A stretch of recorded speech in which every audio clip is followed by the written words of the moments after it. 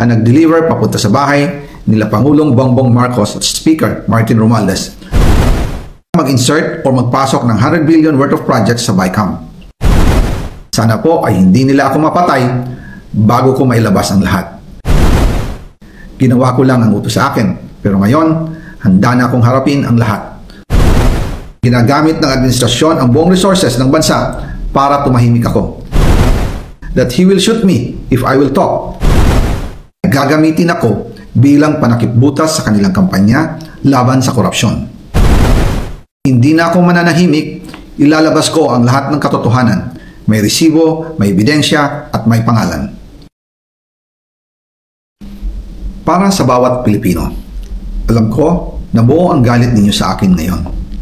Nauunawaan ko rin kung bakit, lalo na at malaki ang halagang nakataya. Pero bago kayo humusga, hayaan ninyong ipaliwanag ko ang buong katotohanan. Matagal akong hindi nagsalita dahil may direktang utos sa akin. Huwag nang bumalik ng Pilipinas at manahimik na lamang. Umalis ako noong July 19, 2025 para sa aking medical check-up. Nakaplanong bumalik pagkatapos ng SONA ni Pangulo. Pero habang papauwi na ako, tinawagan ako ni dating Speaker Martin Romualdez at sinabihan, "Stay out of the country. You will be well taken care of as instructed by the President." Noon naniniwala pa ako sa kanila, kaya't hindi ako bumalik. Tumikom ang aking bibig, sumunod ako, pero ang hindi ko alam, ang ibig pala nilang sabihin sa aalagaan ka namin ay gagamitin ako bilang panakipbutas sa kanilang kampanya laban sa korupsyon. Ginawa nila akong poster boy ng kanilang sariling kasinungalingan. Ngayon, hindi na ako mananahimik, ilalabas ko ang lahat ng katotohanan. May resibo, may ebidensya, at may pangalan. Nagsimula ito nung tumawag si Sekmina Pangandaman sa akin nung nag-umpisa ang BICAM process last year, 2024. Ang sabi niya, katatapos lang ng meeting nila ni Pangulo at may instructions na mag-insert o magpasok ng 100 billion worth of projects sa BICAM. At sinabi pa ni Sekmina, you can confirm with Yusek Adrian Bersamin dahil magkasama sila sa meeting ni Pangulong BBM noong araw na yon. Tinawagan ko po agad si Yusek Adrian Bersamin at tinanong ko kung may instruction nga ba ang Pangulo na magpasok ng 100 billion during their meeting. Ang sabi niya ay totoo nga po.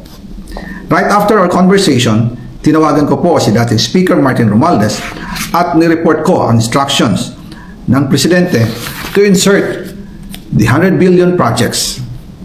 At sinabi niya sa akin, what the President wants, he gets. After ng ilang araw, nag-set po ng meeting si Sekmina Pangandaman at Yusek Adrian Bersamin sa amin ni dating Speaker Martin Romualdez sa Aguado Building in front of Gate 4 ng Malacanang at nandoon din po si Yusek Jojo Cadiz.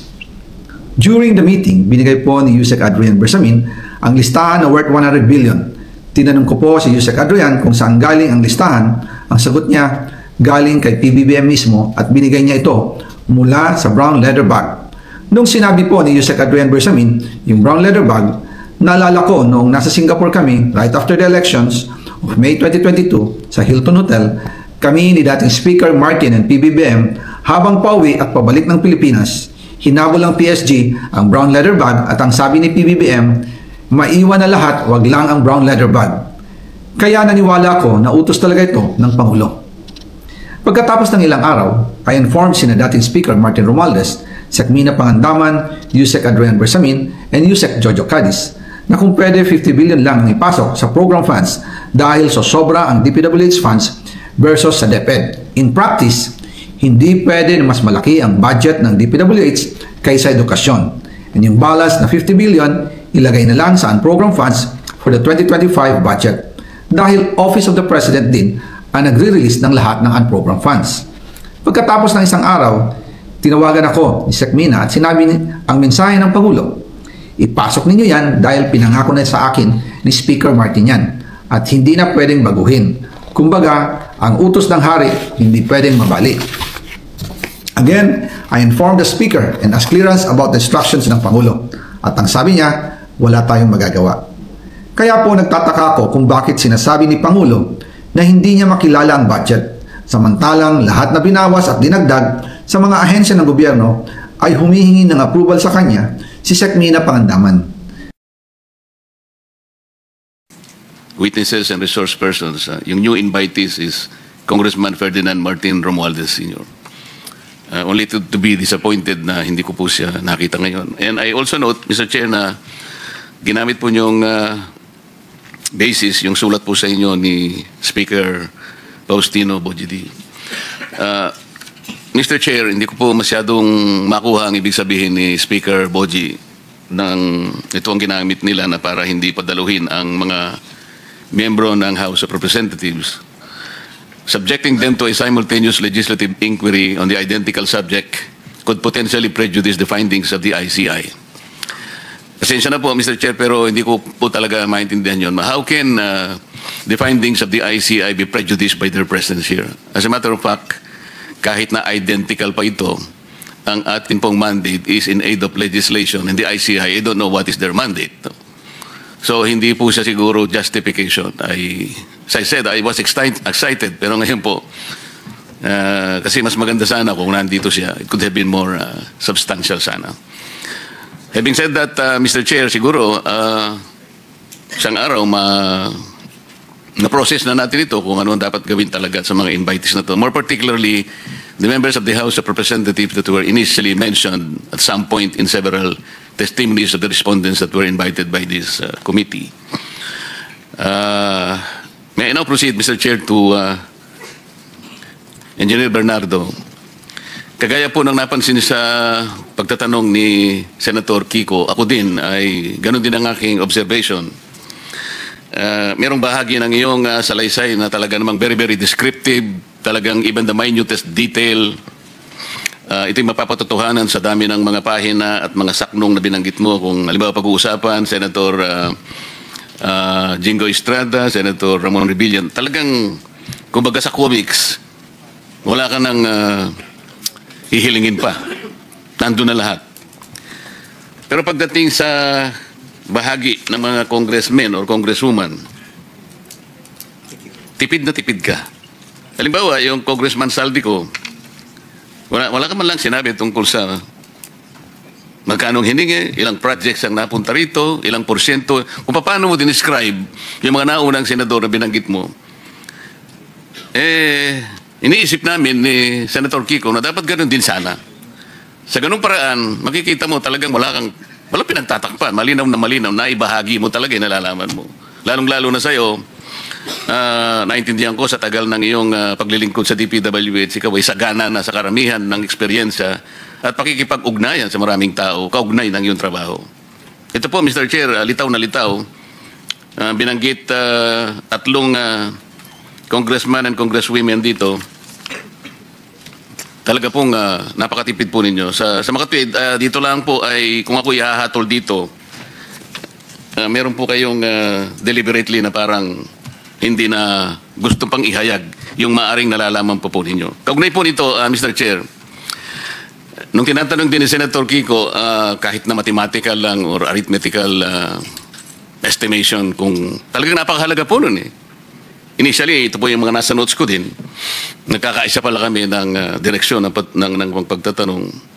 Bakit kinakailangang sangguniin mo ang abogado mo at pagkatapos ay makikipag-ugnayan ka kay Prosecutor General? First of all, Mr. Chair, I want to know if the Prosecutor General was invited in this meeting. May I respond, sir? Yes, PG Padula. I did not receive any personal invitation, Mr. Chair, but I was directed by the Secretary of Justice to appear in today's hearing to represent him, sir. That is my problem, Mr. Chair. Ito po, nalilimitahan yung kakayahan ng committee ito na magpahayag ang mga respondents. Katulad nung tinatanong ni Senator Kiko, at yun gusto kong maitanong, bakit kinakailangan po na pigilan siya at some point on the things that he might be able to shed light to this committee? Ano ngayon kung halimbawa tamaan yung mga ibang tao sapagkat ito naman ay pagsasalaysay ng kanyang buong nalalaman? Ang totoo niyan, indicative na sa mga ibang pinagsasabi niya rito na gusto niya talaga. Gusto niyang ihayag ang buong katotohanan. Pero dahil ba sa he is a potential applicant to Witness Protection Program, may influensyahan, malilimitahan ang kanyang exposure dito. Ito po yung hindi ko maintindihan, Mr. Chair. Why is the Department of Justice at some point is interfering in the proceedings of this committee. This is something that we should probably process. Kung ganun pala yun, hindi malayang supplemental affidavit ito. This is questionable to the very least. Ang sabi mo rito, Engineer Bernardo, statements of facts applicable to all. Sa Tagalog, pagsasalaysay na applicable sa lahat. Tama. Hindi kita narinig. Sorry po, Mr. Chair. Yes po, Mr. Chair. Okay. Kung ito'y pagsasalaysay ng applicable sa lahat, katulad ng binabanggit mo sa paragraph 9, I can confirm based on my personal knowledge that in some form or another or in various extents, most proponents have their own designated contractors who will take on the projects for the former's benefit and advantage. Sometimes other proponents would request me to suggest contractors for them who are known to me or referred to me by friends and other personalities. These are situations that national and local elected politicians would request me to source projects for them. Eh di dapat ihayag mo rin lahat. The problem is, there is a prosecutor general who is not very interested in prosecuting people. He's very selective, Mr. Chair. This is something that is objectionable. May I be allowed to respond, Mr. Chair? You may respond. Thank you, Mr. Chair.